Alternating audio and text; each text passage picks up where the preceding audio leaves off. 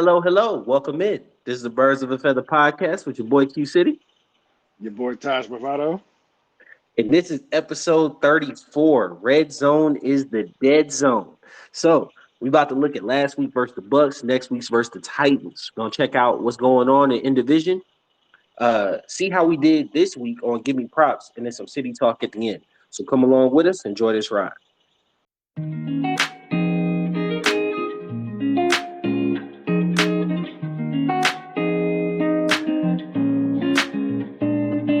So check it out. 16-13 win versus the Bucs off the leg of coup at the gun. It was a game. It happened, right? like so Yeah. a win is a win is a win. Tell me what you thought about this week, bro. So when you look at the box score, it looks like Ritter had a good game, and objectively he did. I'm only really gonna ding him for one of them fumbles, which is the one where he lazily tries to run across What's crazy? the. What's crazy is last episode. So like I was paying heavy attention to him running today Yeah, because I was trying to look for what you saw where it looked like he's kind of jogging or whatever. And early in the yeah, game, I was like, no, he's just a long strider. You know what I'm saying? Like he's a long and people who have long strides, they don't look like they're really putting forward that much effort when they're running the ball, right? yeah. But he was lazy on that play. Like that play specifically, he was lazy. And he like thought he was just wide open and had an open lane, and Antoine Winfield Jr. didn't give up on the play and he got caught from Right. behind. There's It's the absolutely NFL. You can't give up on the play. This is the yeah. NFL. So like I definitely when that play happened, I immediately thought of you and how you were saying like, bro, he looked like he just be jogging out there. Yeah, because it's like I get the whole long shot thing, but it's just like sometimes he just legitimately look like he just like, all right, we out here, we doing our thing. I'm like, man, I need you to put some the urgency. chest, Just give me, the chest. because if he would have the urgency, that's a touchdown. That's a touchdown. That's a touchdown. It should have been a touchdown. It Like should have and you're taught to always run through the oh line. yeah, run through the line. And even if you're ball carrying, that probably should have been in your left hand to absorb contact on your right side because like if you're looking at it, you don't want the ball facing toward the defense. You want it away from the defense. Yeah, So even holding it in that hand for that to happen was another just kind of just mental lapse. I feel like I'm not gonna call it with the because when you watch a lot of players don't do that. They typically just cover up. yeah, and it's He it's he it's a fundamental thing. It's a coach beat that into you. You know, a lot of you know what? You know how like I'm finna sound old real quick. Back in my day, you know what I'm saying? But like it really looked like a lot of y'all didn't have to carry a football around to every class on Fridays. You know what I'm saying? Because you fumbled. You know what I'm saying? Or on mm, Monday, where you had to hold the ball with you to every single class because you had two fumbles on like a punt return and a catch. Like it looked like a lot of y'all didn't have to do that because yeah, they should be lazy with how they holding the ball, bro. yeah, definitely. So that was the one you put on him. All right. What else you Yeah. thought about the game? So I mean, I feel like this offense, as we've been saying, like the potential is there. We outside of a few games, we moved the ball on at will. Tampa Bay had the third ranked defense. And we was moving the ball pretty much however we wanted to. Got to the red zone Now five I will times. say I will say Vita Vea was extremely compromised today. I Even mean, he still, was. even It's still, just- we rammed the ball down their throat all day long, bro. yeah. All day long, we was running the ball. So like we were able to get into the red zone five times. You need more points than 16 if you're in the red zone five times. Okay. So that obviously that leads into the title of the episode, to the crux of the argument. Very much so. I guess we starting with the offense or whatnot. Very much so. You look at the box score. Ritter had 250 passing. That's a really good day for him. What do I say? 300 yards of offense, uh, 2 total touchdowns, no turnovers. He killed me on the last one, bro. Because like rushing the ball, he had like 30 some odd yards, pretty close to 300. I'm pretty good there. You had 2 rushing touchdowns. Okay. You got 2 total TDs. We're good there. 3 fumbles, all in the red zone. All in the red zone, bro. So like I was texting you, bro. The first fumble, I was like, I feel like that was an incomplete pass. Like if it looked like his arm was going forward, right? But you leave it up to the officials; they're going to make that decision. You left three. That was 3 points. You left that on the board, right? Bill Belichick's teams always have been seen as like smart teams, right? And one of the things that they constantly preach is don't reach for the end zone, right? Because like it's so punitive if you fumble through the end zone that like we can just run another play or we can get points, right? So Drake London reaching for the end zone in that matter was like I know you want to make a play, bro, but like you're flipped upside down. Just go out of bounds. That's the 1 or 2 yard line. We'll plug it in, bro. Like you're good there, right? So then, by the grace of God, that wasn't called a touchback. The very next play, you get up under center and can't make the exchange. Like what the hell's going on there, right? So you Yeah. give that one, So and then the last one we discussed that link where you were lazy running into the end zone.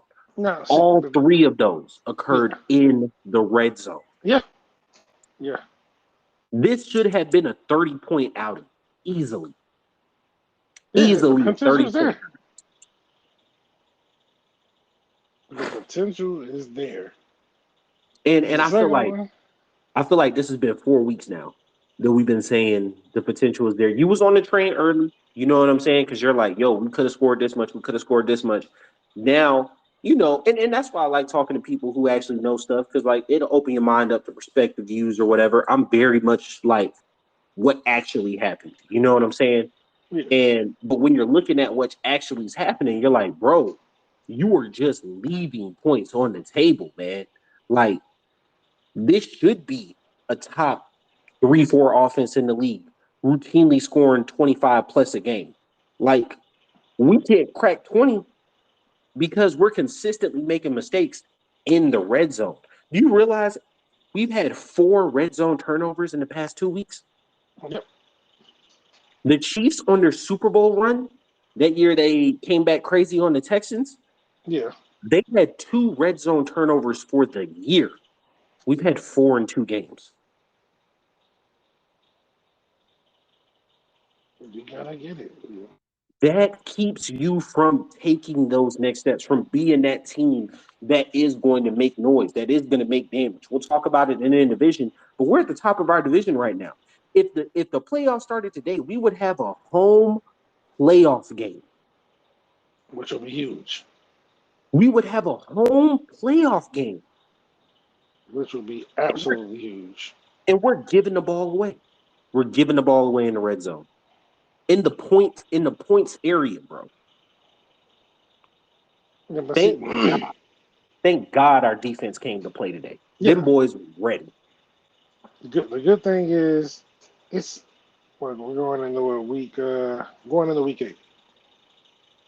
There's still a lot of football left to play. And there's still time to clean up because these things are all fixable things. It's like I don't look at these things and be like, oh, we're just hopeless.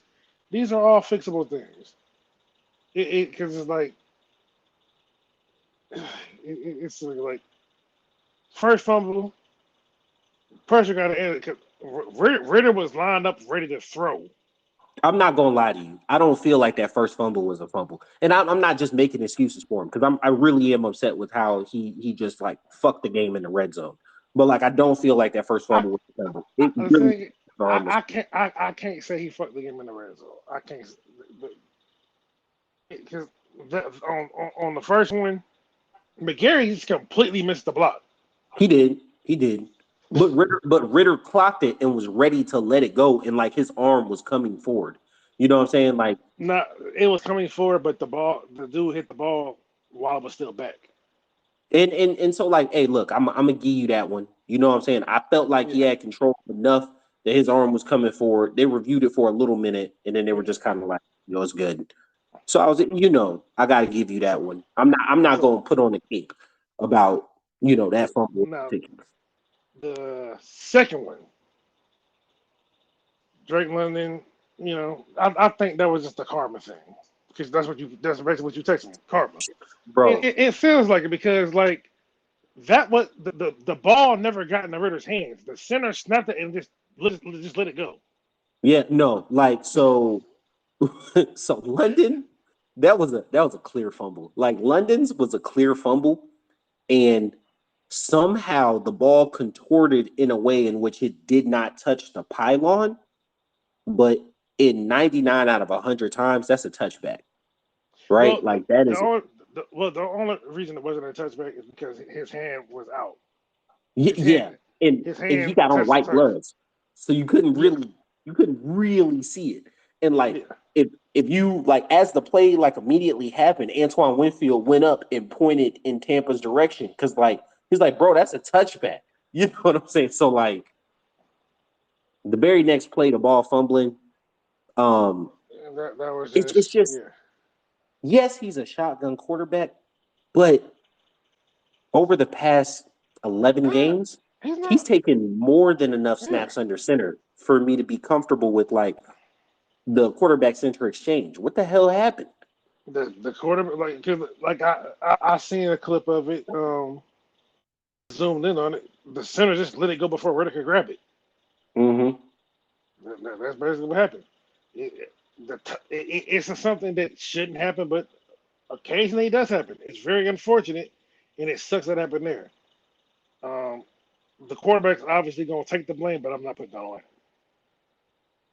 The third one, that's on him. That's There, on there's him. That's there's on him. no way to sugarcoat that or that one's on him.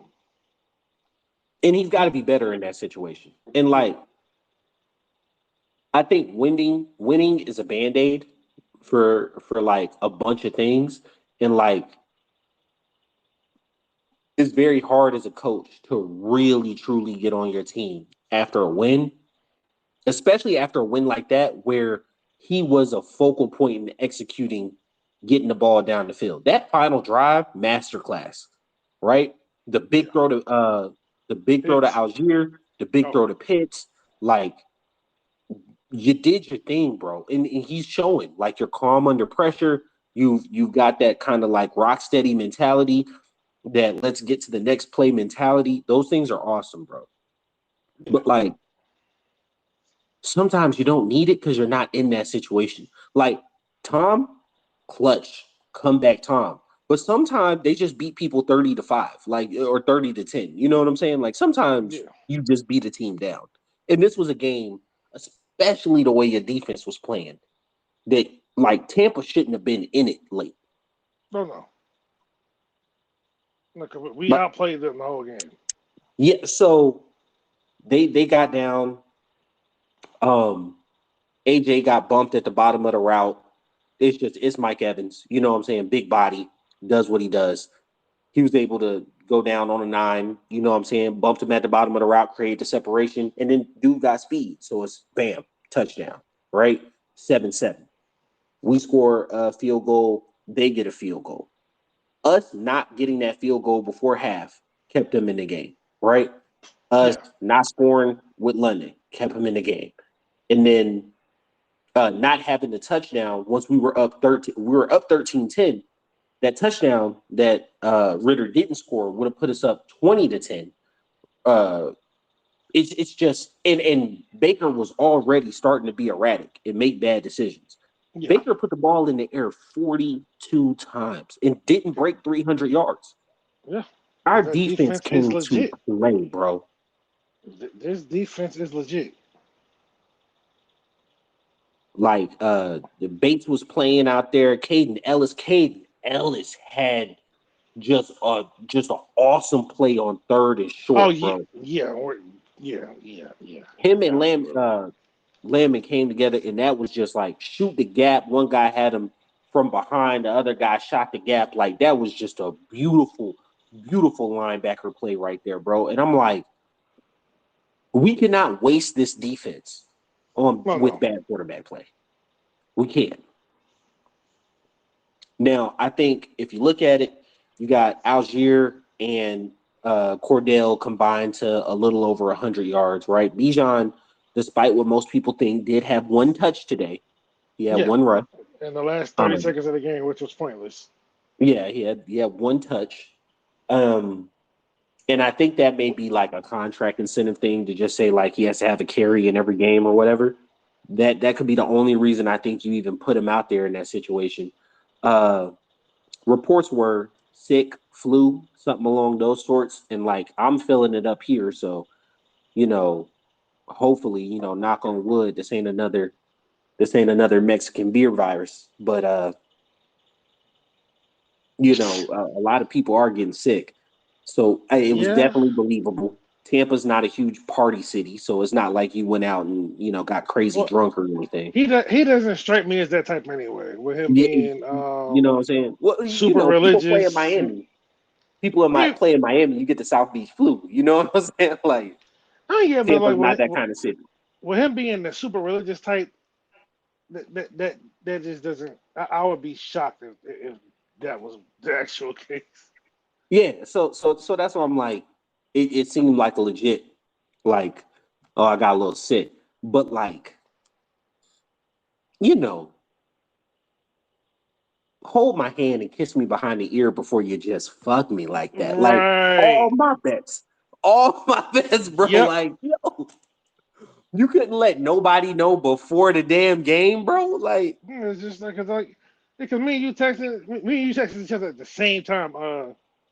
Is Bijan hurt or something? Like, yeah, like I text you, you was like, is he hurt? And I text you like, is he have a soft suspension or something? Like I'm one like, of those, so, like, yo, you're not gonna play in the first half because you missed a team meeting or something, bro. Like, because they kept showing him on the sideline. You know what I'm I'm saying? just Like they like, kept, okay, he's dressed.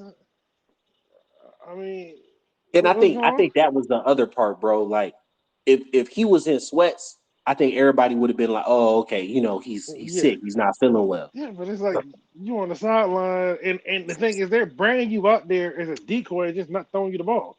Yeah, Like, yeah.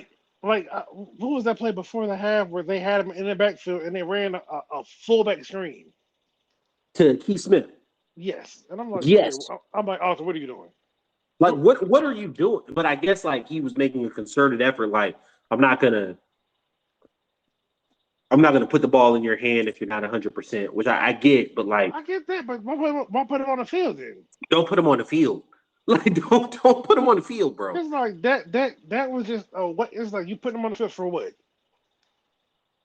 Kicks and giggles, bro. Like kicks and giggles. Like now, I will say, London, 6 targets, 6 receptions, almost 60 yards. I think we got us a number one, bro. I Like always felt that though, because like people, they. like, oh, go ahead. No, I was gonna say because like Ritter in London ended last season with a very strong report. So like it looks like it's finally starting to pick back up, and he's getting comfortable with Pitts as well, because Pitts' production is starting to you know be above the fifth above that 45 per week thing, and Pitts is starting to look at the Pitts catch was crazy. That last drive. So here's my thing, right? London, people sneeze at 60 yards, but like if you average 60 yards for the season, That's a you're thousand. you're gonna you're gonna break 1,000. You know what I'm Right. saying? Like, and he's already had a couple 100-yard games and whatnot. Like he's on pace to around 1,100 yards, 7 or 8 touchdowns in a run heavy offense. That's a really good wide receiver, um, with a very young quarterback. So I'm not like tripping on that. Pitts is like he's on pace to average right around 750 to 800 yards and around 4 touchdowns, 4 or 5 touchdowns. Mm. That's not a bad tight end season, but it's not like a number 4 overall tight end season. But If I you mean, look at it, he's still working back from his issues. I expect him to get better. yeah, but his last catch was like 34 yards, right? Yeah. Mhm. And he had 47 on the day. So like really you were at 2 for 16 for a good bit of the day. Hey, Like the last catch was an awesome catch. Like set us up, did everything it was supposed to do. But like I think that did kind of belie that you weren't as big a point of the offense as you should have been for a good part of the day. We expressed the fact that like this offense was moving the ball very well. So you got to think this offense was moving the ball very well. Should have scored about 30 points and did so with one of their quote unquote main weapons not really being involved in the offense. So Pitts had 4 targets, 3 receptions. Jonnu Smith had 5 targets, 3 receptions, right? And it's like, why is Pitts not getting 9 targets? well, it's very easy for him to steal those receptions because they're not paying as much attention to him as they are I to get it. Pitts. I get it. I get it. I just receptions, receptions are receptions. You know what I'm saying? Like it's a stat. Targets like speak to me a bit more, right? So like London, 6 targets, 6 receptions. You made the most of every opportunity you got, but you only had the opportunity 6 times in the game, right? Mm. With a 4 or 5 reception game that ends in like 45 to 50 yards, if you were targeted 9, 10 times, because then it's like I'm looking for you to make a play, right? Like players over plays sometimes. And it felt like today, especially when they started running into the issues with like losing the ball, they were just like, you know what, Ritter, appreciate you, big dog. We just gonna lean on Algier and Patterson here. I mean, sometimes you gotta do what you gotta do. Like, And I get it. I get it. I think that was that throw to Algier on the sideline where they thought he was going to run. That's a big time throw. That's a big boy throw. yeah, That's a big boy throw. People can be upset about they could be upset about the fumbles in the red zone, but you can't take away those 2 throws on that last drive. Those were real throws. oh no, yeah, oh no, because like these are the flashes that I'm talking about. Where he shows you is like that makes you believe that he could be a guy. It's just when that other guy shows up that makes you be like, all right, So that's what I want to ask, right? So like, and we'll get to this a bit more in city talk, but like when you look at him, right? With his contract, with his flashes and potential, I wouldn't want to replace him with like Kirk Cousins, right? Because I'm basically paying a lot of money for the same guy. Kirk may be slightly more prolific, but I'm paying a lot of money for somebody. he's more seasoned. I'll Yeah, say. but I feel like I'm paying a lot of money for a guy where the guy I currently have can get up to that level. But Yeah, like, would I trade him for Josh Allen, Patrick Mahomes? Absolutely in a heartbeat, right? So yeah. it's like if I'm looking at the draft, right? Who is a clear upgrade over Ritter? And I think that's a question a lot of people are going to be uncomfortable with as we It's only continue to like progress through the season and get so. to that point, because I think a lot of people are going to start to realize, if you're true and honest with yourself, that like maybe who you want isn't a clear upgrade over this guy. And see, okay, so you talking some good talk right now. So I was having this conversation the other day. Realistically, in this draft, there are probably only two prospects that are like better than him, objectively, Drake and that's May, Caleb Williams. yeah, that's it. Everybody else, Now, because like so so so Ritter has the tools to do with it to what all these other quarterbacks do. It may not look the same, but he has all of the tools. Those are the only two that have better tools than him. so like yeah. So I was thinking like currently we're 4-3. right? Say we play 500 ball the rest of the season, you know what I'm saying? And we end the season 9-8, which is completely reasonable, right? That is pick 18 to 23, 24, right? But that's if we the way this we gonna be it's gonna be probably in the 20 because it's a playoff pick probably. Yeah, so I'm saying like 18 to 24, somewhere in there, right?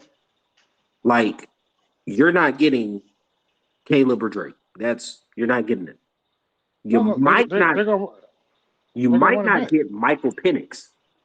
You know what I'm I saying? don't. The thing is, I don't even think Michael Penix is No. like. So I don't think that's what I was getting at. You're not going to get Michael Penix, and I feel like Michael Penix is like not as athletic as him. I feel like Bo Nix is a bad version of him. And older. So and older. Do you scroll down and it's like, okay, Shador, but Shador's He's really like, oh, no. young, and that's if he comes out. Okay, Well, everybody can, oh, we need so, draft quarterback, we need draft quarterback. Well, who do you want to pick that's a clear upgrade? like when I Because look at the draft class, I'm not including Shador in it because it's like in my mind he's not coming out at all. I'm gonna be honest Like I with you. don't see. I feel like Shador is a hell of a prospect. Yeah, he's if he would have come back, he'd be the number 3 quarterback. So yeah, okay. So if he came out, he'd be the number 3 quarterback. Yeah. Hear me out when I say this, because I'm not in love with Ritter. I don't think Shador is a clear upgrade over Ritter.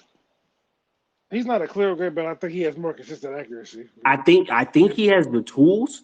He has not shown enough right now to say if they drafted Caleb Williams, it's not we're gonna roll into camp and see who's the better person, right?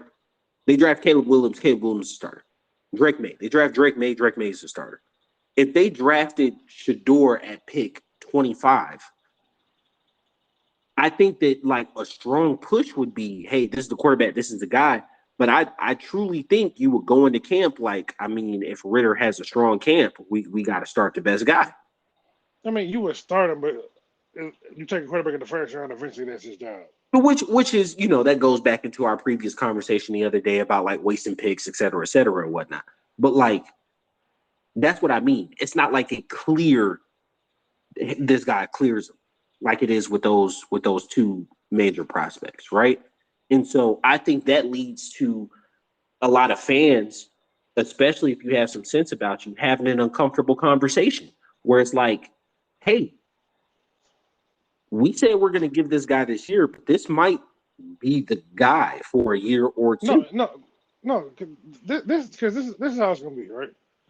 This team in general it is a very talented team because playing against the Buccaneers, and I've been saying this the whole time that I think the Buccaneers are a very talented team. We looked like the more talented team. Yes, we look like the better team today. We 100% look like the better team. So, with that being said, when you have a talented team, as long as Ritter can just meet you in the way some of the time, the pick's going to be too high for you to realistically get a quarterback that you think could take you to the next level. Could make a difference without you really selling the farm. Yeah, So like because if you're between because pick 18 and because like 24 yeah. and you want to move up to 2 to draft May, you know what I'm saying? Because like no one's trading Caleb's pick. But say the Bears look at it like, the Well, Bears get 1 and 2. I was saying it because the thing is there are some people that prefer May over Caleb. Yeah, well, we going into city talk, bro. We'll get to that. But like, you know what I'm saying? Let's assume that Caleb goes 1, right? And say the Bears have 1 and 2. Like, one, they wouldn't trade with you all the way down to 20 something because they probably want to stay within the top 5 so they could draft Marvin Harrison Jr. But regardless, let's say in this perfect world they did. To go from 22 to 2, you got to give up your 1. You got to give up your 1 next year. And the year after, probably. You probably got to give up a 3 this year and then a 2 the following year, or a 2 this year and then a 3 the following year. You probably giving them three ones and some other stuff. Like that's a lot. You know what I'm saying? And like Yes, that will present a clear and present upgrade. Yes, you have the free agent signings. Yes, you have the offensive capabilities and It's not whatnot. now. That's the thing is that it's not even a clear and present upgrade because it's a gamble. None of this is Yeah, the tools are there. you Yeah, got the tool, but it's not a proven science because if that was the case, that there would be no such thing as a bust. no, absolutely. I'm gonna tell you about a quarterback prospect people sleeping on, Tyler Van Dyke. But Who's a Miami quarterback? bro, hear me out. We gonna get to it regardless. I just assumed I never heard him. I just assumed he had to be on Miami since you brought him up. He is, and I'm anyway. The defense was elite. Baker gave us one. I remember texting you. I was like, "Yo, he got to give us one for this team to come through." And then 3 sacks on the defense, bro. They had a day today. What the Lorenzo Carter sack was really a coverage sack, but they had a they had a good day today. And I think that we're gonna constantly always open these like pods talking about the fact that like, well, the defense did their job. You know what I'm saying? And like we can't keep talking about the defense doing their job and accepting losses, especially when it's on like I feel like Arthur Smith redeemed himself in play calling this week. Yeah. I felt like Now, go ahead. now, one thing that we haven't touched on so far, um, Arthur Smith was being himself, but is it like this being my first time really seeing Cordell this season? Like I He looked fast. forgot how I forgot how much of a punishing runner he could be. Yeah. He looked big. He looked like he Yeah, put on he looked like but he no. looked I he mean, looked big, he is 6'2", about 235, 240. Like he a big boy. but he did not look in shape. And that was not like good for me. So like Cause he wears the loose shirt under the jersey, so eh, all right, hey, if that's it, that's it. You know what I'm saying? But as no, a fat guy myself, I know fat when I see fat. You know what I no, mean? he's not. He's not fat. He's not fat. No. No, but in all truth and honesty, bro, like he didn't seem as though he has the same level of burst that we saw running. We saw him running the Matt Ryan year where he got the contract right after. Well, I mean, yeah, he's 33. I Yeah, mean, it's not gonna look the same. he's significantly older and whatnot. And some of the cutback plays that he had today, I feel like he would have bust out the back door on, and he just like maybe doesn't have that anymore. They gave him the big contract. It wasn't a huge contract, but they paid the man like they should have. Um, it just really makes me think about what is your role in this offense. Joker, like for days like this when because he showed like he to me he looked good today. He looked good today in the touches that he got. He averaged over 5 yards a carry. What he had 10 carries, 50 some yards. Mm-hmm. Like 56. he looked good. Yeah, I mean, yeah. He didn't take it out the whatever, but he also got a shadow block from Ritter. So yeah. Bro, that play where like, Ritter just straight up like, bro, dive at it. Dive at his knees, bro. Like, come on, bro. Like, don't act like you're too pretty to get dirty, bro. No, but that's a coaching thing because the coaches pretty much majority of the time they're going to tell their quarterbacks do not engage because as a defender, I was a linebacker in a defensive end. If I seen that cornerback and you was running toward me, I'm fucking your shit up. Yes, absolutely. But that's why you dive down, right? That's why you go down. No, they want them to avoid. They just like just move. Just get out the way. Yeah, I get it. But like that was just like like Yeah. I feel when guys feel like they'll run through a brick wall for a quarterback is because like on those situations, the quarterback is trying to do something. Like Brett Favre, bro. Like some of Brett Favre's most memorable plays is him like taking a linebacker head on. You know what I'm saying? Like, But was it stupid? Absolutely. Yes, absolutely. But the thing is, you Absolutely. got to be smart because Brett Favre was a reckless abandon. Like he had Yeah, no but like concerns for anything. I know, but just like, bro, like have some balls, bro. Like it was just but I get You, it. I get it. Like you gotta be smart. there You really gotta, is no backup plan behind Ritter. And like yeah. you're leading the division after this game. So like we can't be in a situation where you go down because like we don't have anybody that can play behind you. So Yeah, because Ritter is a stream being. Like he's not the biggest. He's tall, but he's not the biggest guy. yeah. So yeah, And don't I take think that for necessarily. everyone complaining about Ritter's play, recognize that he beat out Heineke. Like Well, the thing is, he didn't beat out Heineke. Heineke was signed as the outright backup. he was There, signed as the backup, but like it was never a competition. exactly, exactly. And so putting him in is not going to is not going to fix you. Yeah, Like no, it's I not understand because Heineke's first thing is like, yeah, I'm here to be the backup. The dude now. signed the contract knowing he was going to be the backup. So Now, if it truly gets to a point to where Ritter is no longer serviceable, because today was a below average quarterback day. Like this was a below average quarterback day. no, I'm not gonna say that. 3 fumbles is a below average quarterback day. That's but only one's on him. That's not you. We just talked about two of them weren't on him. So you I, can't. I I get that, but sometimes like That the no game no is the no game. no no. The game Sometimes the is the game is game. the game. The game is the game, but no.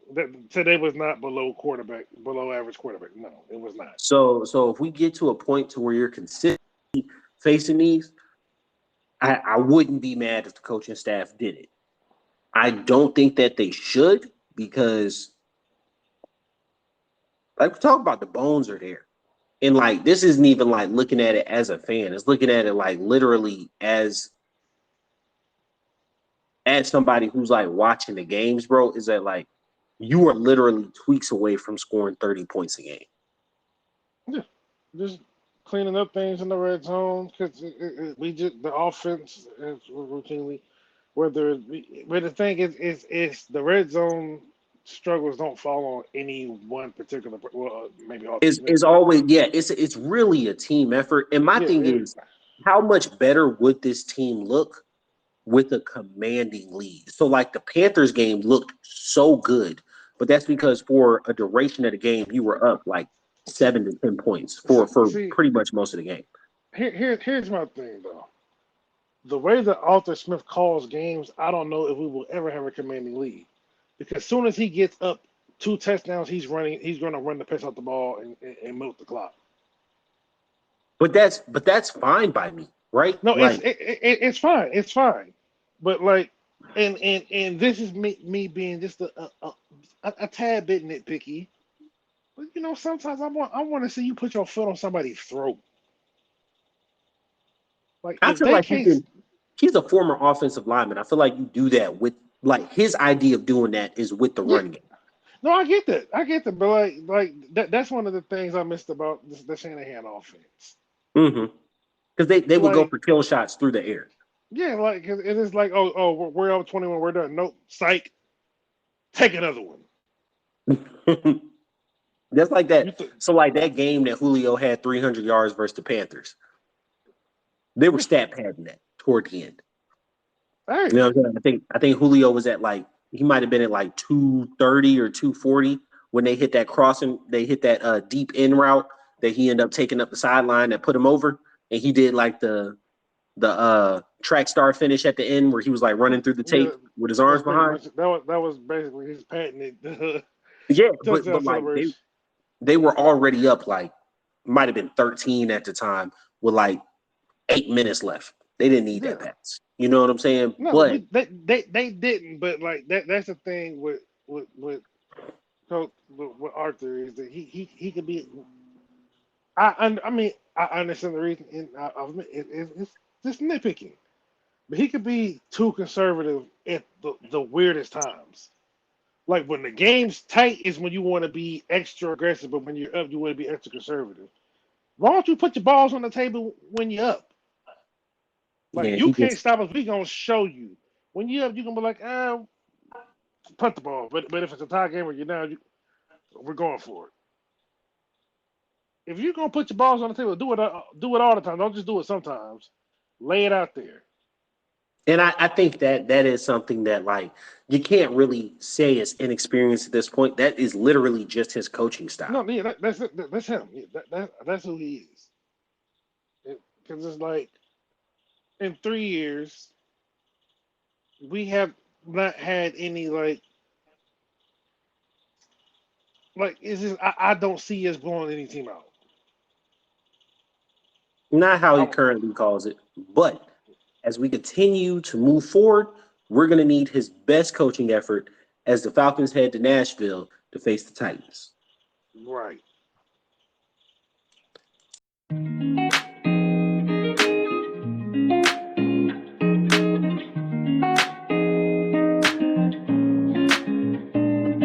So next week, we're going up to Nashville, my neck of the woods. We're facing the Tennessee Titans.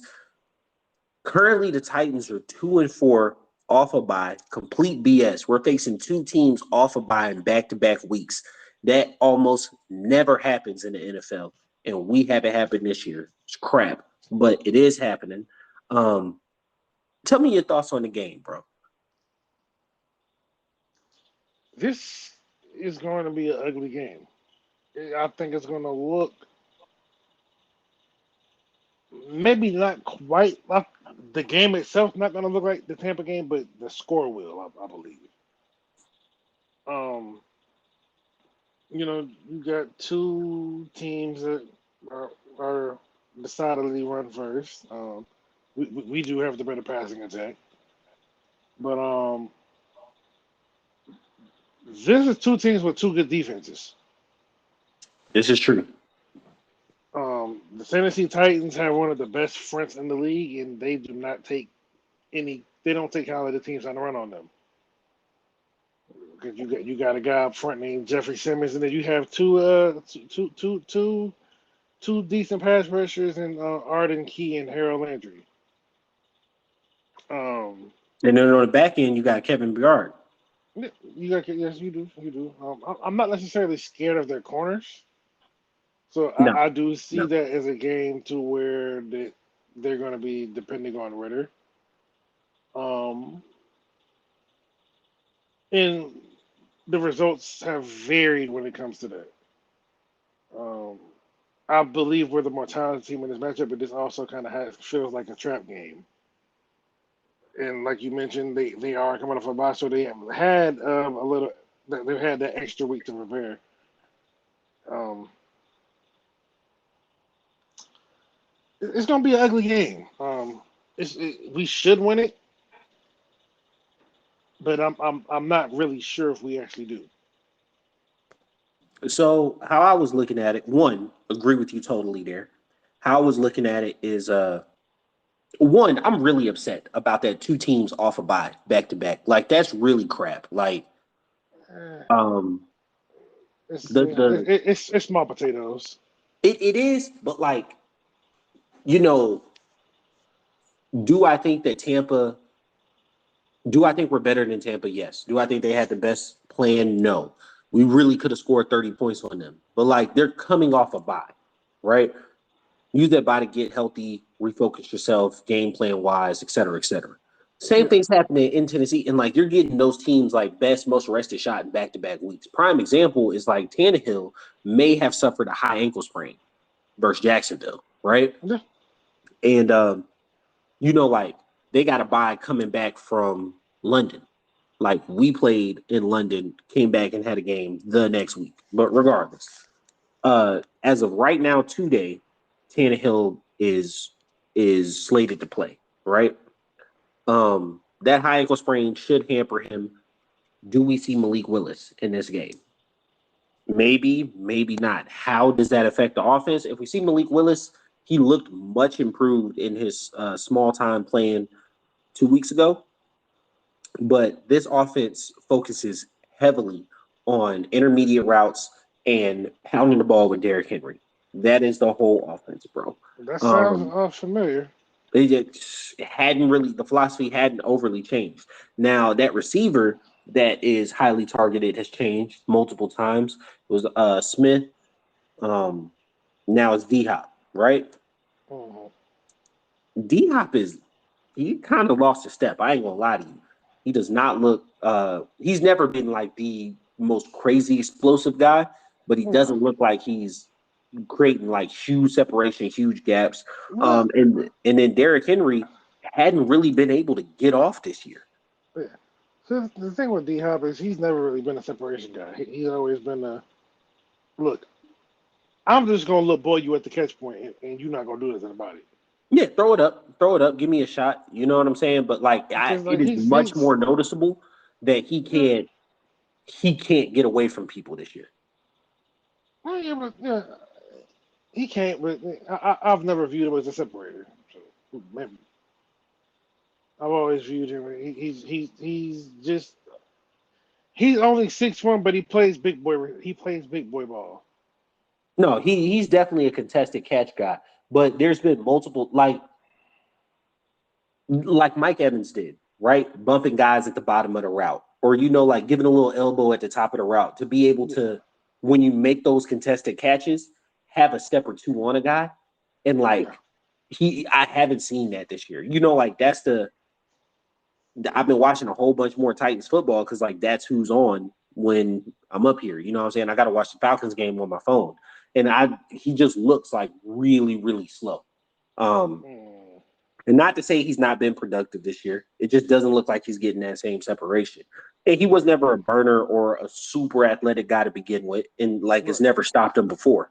So, but Derrick Henry has not been able to get off. And that I think is something I want our defense to continue and to not be an issue. But Derrick Henry is still Derrick Henry. Like, it's in there. You know what I'm saying? Not getting off is him not going for a buck 25 and 2 touchdowns. He still is averaging right around 80 yards a game. Yeah, yeah. You touched on the defense. Jeffrey Simmons on the line is a monster, bro. Like, I think that is going to stifle our run game. That I really hope Seven gets back. He's feeling healthy. He's feeling good. Uh I really don't think we're just going to be able to run straight down their throat the way we did Tampa. Oh no, 'cause Jeffrey Simmons, and then they got a nice D tackle, Tierra Tart. Mm-hmm.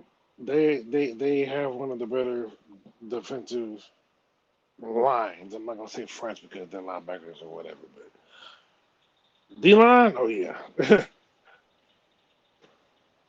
they not going for none of the shenanigans. Now, I do think we both talked about the creativity in Arthur Smith's run game. Definitely saw it this week versus the Bucs. Gonna need to bring that same level of creativity versus the Titans because they present much of the same problems with their front, with their line. Yeah, yeah, yeah. And part of me feels like this Art's first time back to Tennessee on a business trip since he's been the head coach in Atlanta. So I feel like he gonna really be in this bag because I feel like this game means something to I feel like it him. does. I feel like, you talk about the coaching aspect of it. Mike Vrabel is a man, bro. That's a man. Like that Oh dude yeah, can coach. That dude can coach, man. And his team is always ready to play. I think they might be a little talent deficient this year. You know what I'm saying? I think they will be in contention for a top 15 pick, but I can't ever say this is a type of team that's only going to win 3 games, regardless of what talent is actually out there. Like they're right. 2-4, but like they've been in 6 games this year.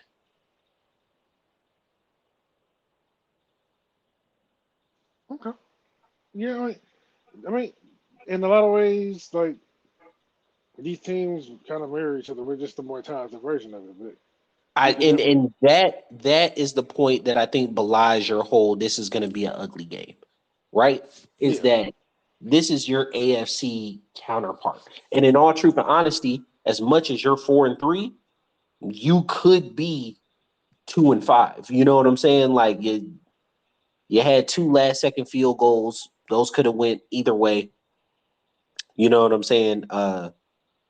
You had 3 last-second field goals. Those could have went either way. And so, like, you could be hell 1-7 right now. 1-6, whatever. We could also be 6-1. You could also be 6-1. You know what I'm saying? Like the only game that I really feel like got away from me was the Lions game, and well, no, the Jags got away from me too, right? So those 2 games were stinkers. But like I felt like the Jags game was I never felt like we were out of that game. The Lions won. It was just whatever. yeah, the Lions haven't, but the Commanders could have won. You know what I'm saying? But hell, not the Titans, the Texans and Green Bay, you could have lost in this one. So it's just like we live in the margins. These are very, very similar teams. You got to score for me. What you thinking? Because you were really, really close on the 17-10 aspect of the Buccaneers Falcons game. I think it's gonna be. I think it's gonna be close. I think it's gonna be in about the same ballpark. Maybe even a little less. So I'm going to stick with the 17-10 again. Okay, and I'm not gonna lie to you. I agree. I was actually thinking 17-13. Yeah. 2 touchdowns and Koo gets a field goal to kind of give us some space. The game is 17. How I look at it is that we score first, they score, like we score a touchdown, they score a field goal.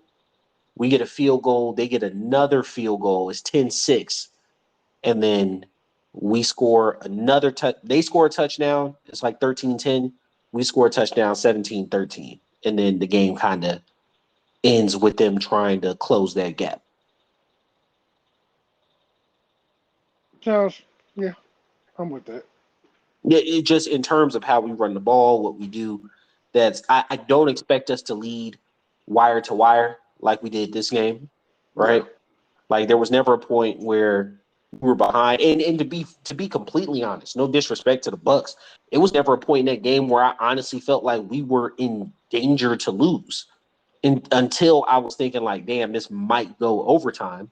You know what I'm saying? I never really felt like we weren't like fully in control of that game. Maybe not fully in control. We weren't in control of that game, Yeah. right? So with this game, I feel like we will be behind at some point, but I don't feel like it'll be for long. And then I don't feel like after reclaiming the lead, they're going to be able to get back on us.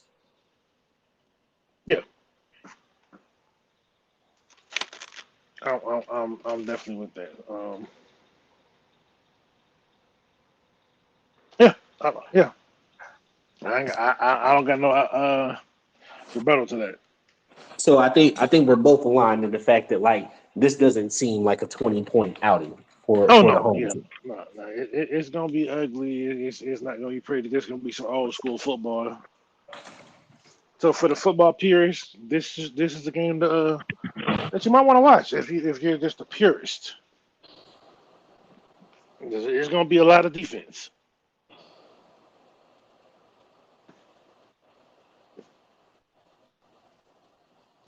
Was there as our team looks to go ahead and take the steps forward to maintain our lead in the division, we're going to look at what the rest of our division is already currently doing next and in division.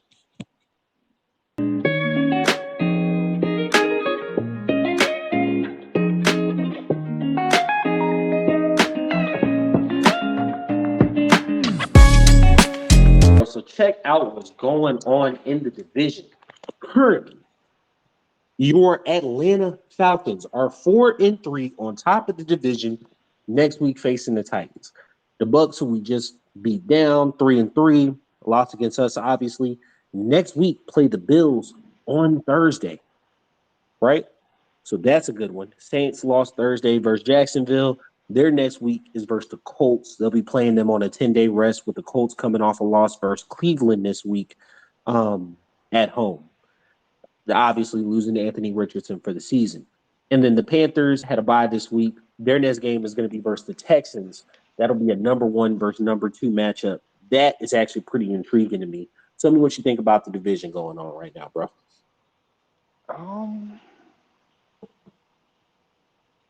The division's ultimately going how I expected it to go.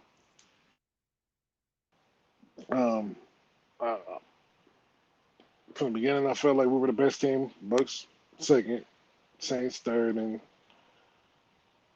I had the Saints and Panthers as a toss up, but the Panthers are bad.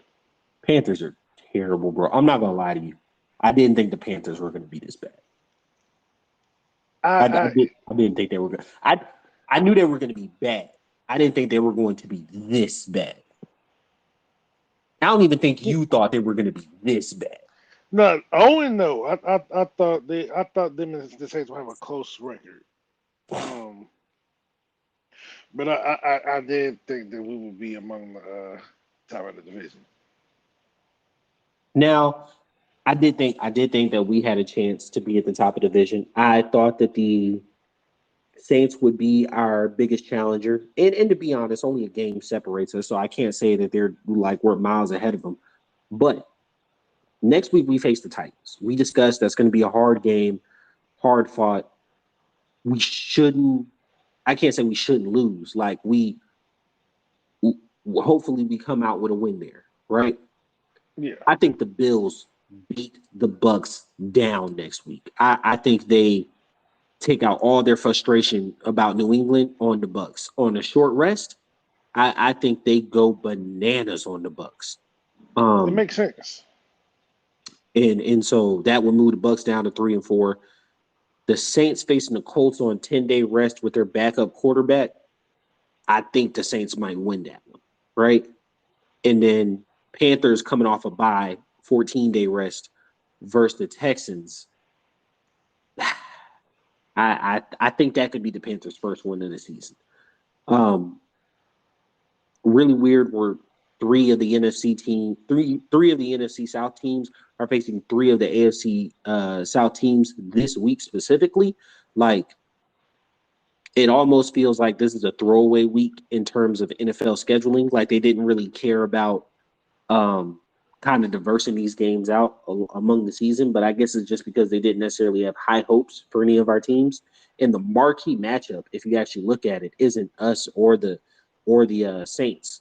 It's really the Panthers playing the Texans because you get the number one versus the number two overall pick. Right? Yeah, yeah.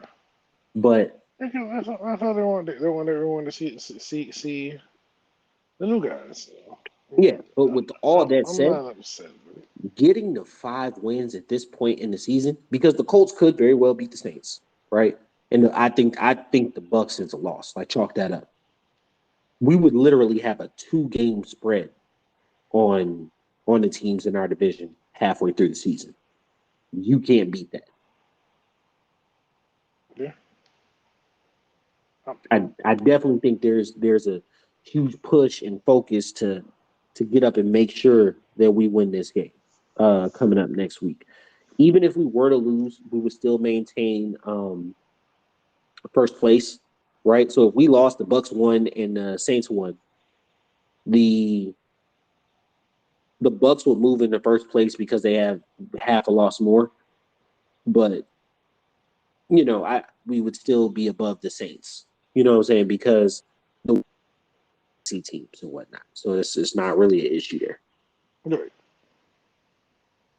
I think as we progress, like starting past week 8, we'll start to really start fleshing out the playoff picture, looking on how these wins and losses affect us as we start to look for seeding. But the main thing is, and why in division is such a crucial segment is like we need to know what happens in the division because like winning the division is the first step. Oh yeah. Always. Absolutely. Always. And like because of how the playoff seeding currently stands, winning your division means you get a home playoff game.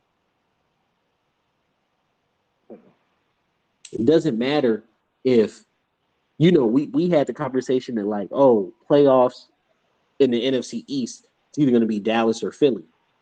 Well, like because of how the playoffs is set up, whoever doesn't win out of those two might have to come to Atlanta. Yeah. And like, what does it look like if you don't have to go to Arlington or Philly to play that game. They got to come to you. It helps. It would help, but you know.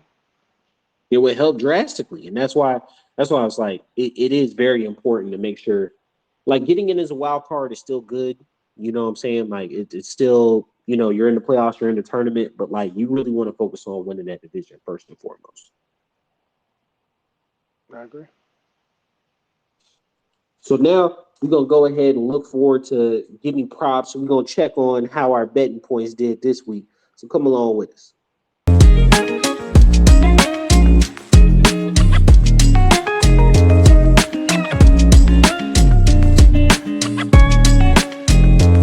On to the betting portion of the show and Gimmie Props. Taj, my man, entered the week at 3-5, right? So they screwed you with the Bijan anytime. Yeah, a lot of people got screwed with that one because I don't know. I hope that whoever y'all bet with voided that because that was some bullshit. Well, they couldn't void it because he was active for the game. That was just crazy, Yeah, it was a bad one. It was a bad one. Then you got Neil, 6.5. You took the under on that. Dude was everywhere. Yeah, 10. He was everywhere. Like, Yeah. but I just think that was a function of when we were running the ball, we were getting to the second and third level. Yeah. So Yeah, he was. he was definitely everywhere. He even caught a ride on the Algier Express. But you had 3 hitters, bro. 48 and 48.5 yards for London. You took the over, cashed on that. Baker was going to give us an interception. Baker was making turnovers, cashed on that. And then Bates 5.5 on the over, cashed on that. 3-2 on the week, 6-7 on the year. Not bad, right? Getting close to that 500. Gonna stick for a minute. You're gonna make some money. We're gonna get there. Now for me, entered the week 16 and 14, right? So 6.5 kicking points for Koo, cashed on that. 18.5 completions for Ritter, took the over, 19 completions, cashed on that, right? I'm looking like, yo, this is gonna be a good day. Had Baker for 221. I took the under. Nah. Bijan 13.5 rushing attempts. Yeah. And then Matt Hollins 11.5 yards receiving for the over. No targets, no receptions. 2-3 on the week, big dog. Still, record was able to sustain it. I'm 18 and 17, but like, boy, this one was kind of rough.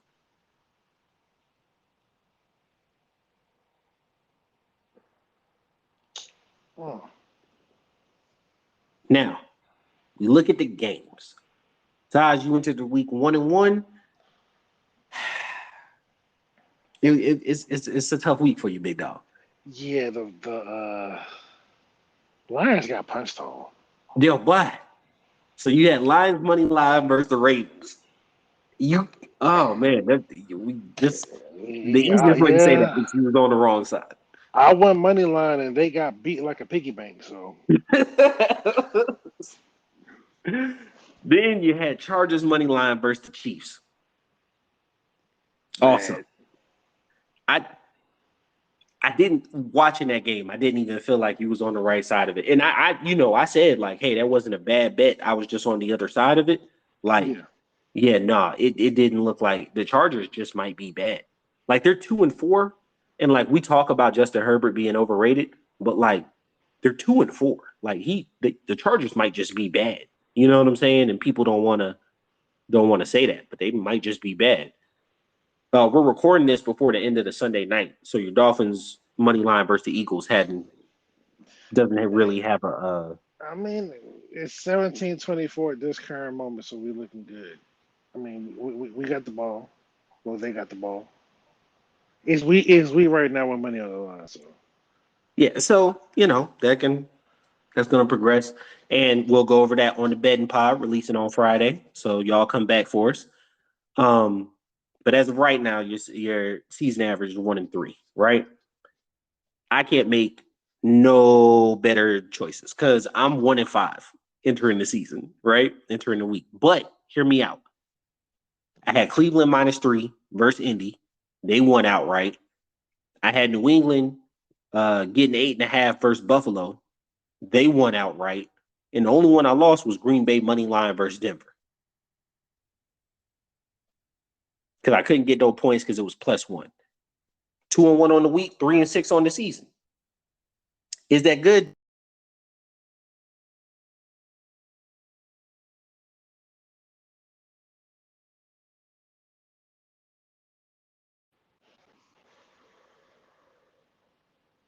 Yo.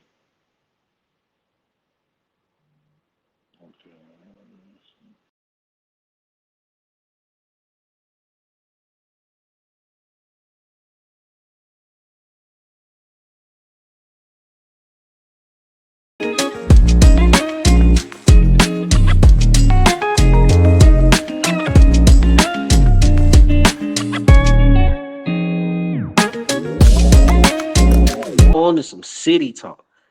The thing we was talking about at the beginning, you know what I'm saying, we kept kind of hinting at and getting to is Caleb Williams as a true draft prospect, man. Like, is he playing himself out of the number one overall draft prospect? And what does it mean to be a clear and better prospect than your peers and competitors? How does that affect draft boards? Like, really having that discussion. So, like, bro, when you think about Caleb Williams, what you think about? I think he's a very talented player. He has the mobility, the arm strength, the arm talent. Um, Obviously, he's not perfect, so he does have things he needs to work on. But for the most part, he seems to be a very clean prospect. Now, I would you think go ahead? Go ahead. No, I'm saying I think he's the number one quarterback in the class, but I could see why people would have arguments for May. And that's where I'm kind of at with it, right? So, like, the year Trevor came out, it was never like Zach was compared to Justin Fields. You, Yeah, you see what I'm saying? Like, Justin Fields was compared to Trey Lance, but like all of them, it was like, yo, Trevor Lawrence is getting picked first. Like, we'll figure out everything else after that. You know what I'm saying? And then like, yeah, yeah, Andrew Luck's here. Everybody was like, oh, who's gonna take our like I remember the main draft topic was gonna be who's gonna take RG3 because everyone understood that like Luck was going one. right. Uh I kind of relate this year to more of Joe Burrow's year, right? Where you have like this really amazing prospect, but he is not head and shoulders the number one guy, right? Because people were saying like Tua, Herbert, like it was a discussion. You know what I'm saying? And so I do think Caleb has kind of opened the door for this to be a discussion where 6 months ago it wasn't. I can yeah, that's fair before the season because he just went fresh off the Heisman. They think he's the best thing since Mahomes. So yeah, it makes sense. And I feel like as teams start to like really break down, like I feel like here I'm going on a tangent, but hear me out. I feel like the worst thing Tim Tebow did was come back to school for his senior year, right? Like Right. won the national title, had the Heisman, like bro, leave. Like you're good. You know what I'm saying? Just go to the league. And they would have broke him down and all this and that. But like, I don't believe that he would have been drafted past the like second round. Would have probably been the lowest he would have fell. And I still don't think he would have been a good NFL quarterback. But like, people crapped on McDaniel so hard for picking him at 22 or 25, wherever he did, because they got to see a whole extra year of film on him and just nitpicked him to death. Right? That's what they do. That's what they do. And so, like for Caleb, he didn't have a choice, obviously. You know what I'm saying? But I feel like because this is a year after you had an all world year and won the Heisman and everything, people are kind of nitpicking you at this point. And you don't have great team success because your defense is just absolutely terrible. Like USC is averaging like 35 points a game and has lost 3 games. What more are you really supposed to do if you're putting up 5 touchdowns a game? Oh yeah, ain't much else you can do. Like You it's know just what I'm like saying? Like you're putting up and like Drake May, your team just lost to fucking Virginia, which was they're terrible. They're 1-5.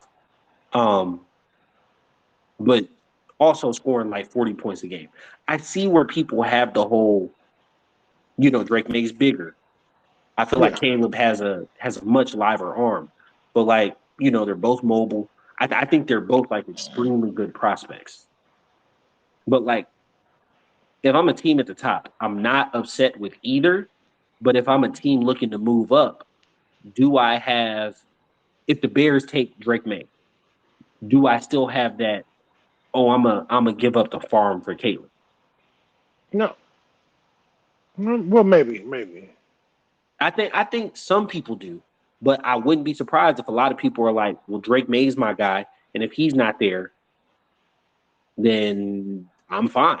I'll wait for Michael Penix. I'll wait for Bo Nix. I'll wait for uh Tyler Van Dyke. You know what I'm saying? That's the name I want to talk to you about, bro. Tyler Van Dyke may mess around and be a first round quarterback this year. Um, could And that may be the fan eh, in me uh, being a fan definitely hypes a couple things. So. talking. But as I've seen him progress through the year, I think he could put his name into that conversation. But like once you get to the fifth, sixth, seventh quarterback, you're looking at rounds 2, 3. You know what I'm saying? And do most teams see a clear is there a huge difference between getting Michael Penix and getting a freaking guy from Kentucky in the third round, right? Is it worth giving up the farm? Is it worth moving up picks and whatnot? No, And I think for the two guys that are head and shoulders above, yeah. But for everybody else, it does kind of fall into, hey, I'll take who falls to me. So Taj had to dip out. But the last thing I wanted to talk about is Belichick getting his 300th win, man. Like, that's crazy when you really think about it, man. A coach being able to get up to 300 wins. It's only hallowed halls happened, what, 2 other times? Hallis and Shula. My pops is a Dolphins fan. You know what I'm saying? That's my affinity to Miami there. And he's able to, kind of recall how dominant Shula was. And I think most people my age, you know what I'm saying, who have seen the Patriots, and we look at them as that's the team, right? That's the team that defines our generation. That's the team that had the best quarterback and the best coach. And we think about it as they were the standard of excellence. That coach is now etched next to names like George Hallis, who was responsible for the Bears in total, or next to Don Shula, had the perfect season. Granted, Bill's perfect season was cut a little close by Eli, but I do think that is a huge, huge level of accomplishment. And I think that most teams, when they look back on how they performed, they look back on what their etch in history is. They don't really think about the fact that like they are part of a coach being recognized for a level of greatness that very, very few are ever going to hit. The only coach that I think may ever challenge that, be in that hallowed hall, is Andy Reid. And mainly because he has Mahomes. He was good with Donovan McNabb. He was good with Kevin Kolb. He's been good with Alex Smith, every quarterback he's ever had, right? And so I don't want to put it all on Mahomes, but I do think that like having that great quarterback is going to help him reach that higher level. And so I just wanted to congratulate him. That is an amazing accomplishment, and like it's not too many times where you're kind of like a witness to history. So seeing that today was pretty cool. Amen. So appreciate y'all. This has been your boy Q City. Your boy Taj Bravado. Y'all come back with us next time, and we out. Peace.